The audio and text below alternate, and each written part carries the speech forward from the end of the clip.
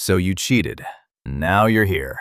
Because the grand apology didn't work, and the flowers didn't work, and the I'll-do-anything didn't work, and they're sleeping in the other room, and you're sitting on the couch at 1 a.m., trying to figure out if this is the part of your life where you lose everything. You've said sorry so many times the word has stopped meaning anything. They don't believe you. And somewhere in the back of your head, there's a quiet voice that keeps asking, what if I actually cannot fix this? And if you're like most people in this situation, you've probably already started looking into couples therapy, because that's what everyone tells you to do. The problem is, a survey found that almost 90% of them had never been trained to handle infidelity, not a single graduate course, which is a big reason most couples who try therapy after an affair still end up splitting.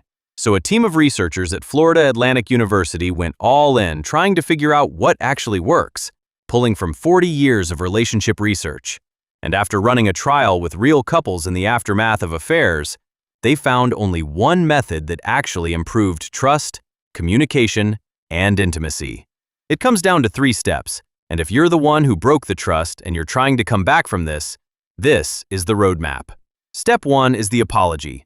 And I know you think you've done this already. You haven't.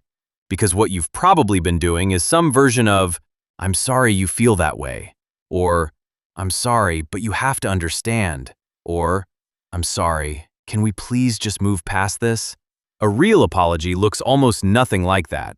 You have to show you actually feel it instead of performing it. You have to say, I did this, with no but attached. And you have to offer to fix what you broke, which means you first have to sit there and let them tell you what you broke, in full, without defending yourself. And that part is brutal, because they're going to ask the same question 9 times. Why her? How long? Did you love her? Did you think about me? And the part of you that wants to say, we've already been over this, you have to kill that part. You answer it the 9th time like it's the first time. You answer it the 20th time like it's the first time. Step 2 is where most people get it wrong, because they think after the apology, it's time for big romantic gestures. Trip to Paris, couples retreat, renewing the vows. Please do not do this. This is the relationship equivalent of trying to fix a broken leg by running a marathon on it. What actually rebuilds trust is so much smaller than you think. They're any tiny moment when your partner reaches for you. They say, you won't believe what happened at work. They show you something on their phone. And in that half second, you either turn toward them or you don't. The couples who turn toward each other consistently, those couples lasted. So the way back isn't grand, it's small. It's putting down your phone when they walk in. And you have to do this for months.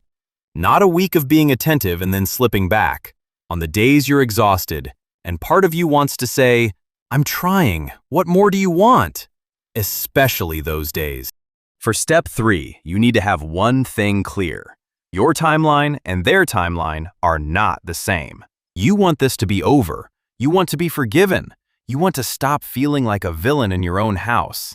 6 months in, you're going to start feeling like they're holding it over you and think they should be past this by now. Do not say any of that out loud. Do not even let it get comfortable in your head, because the research on this is really clear. Forgiveness happens when the person you hurt feels like you're actually committed, not just serving a sentence. And the difference between those two things is obvious from the outside. So the last step is just consistency. When trust issues come up again 8 months later because they saw something that triggered them, you don't get defensive. You don't say, are we really doing this again? You just answer, for as long as it takes. The timeline for this isn't yours anymore.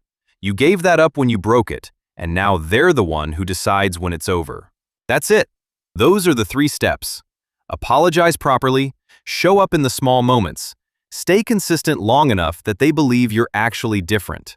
I'm not going to tell you every relationship survives this, because that would be a lie. Some don't, some shouldn't, but the research says you have a real shot.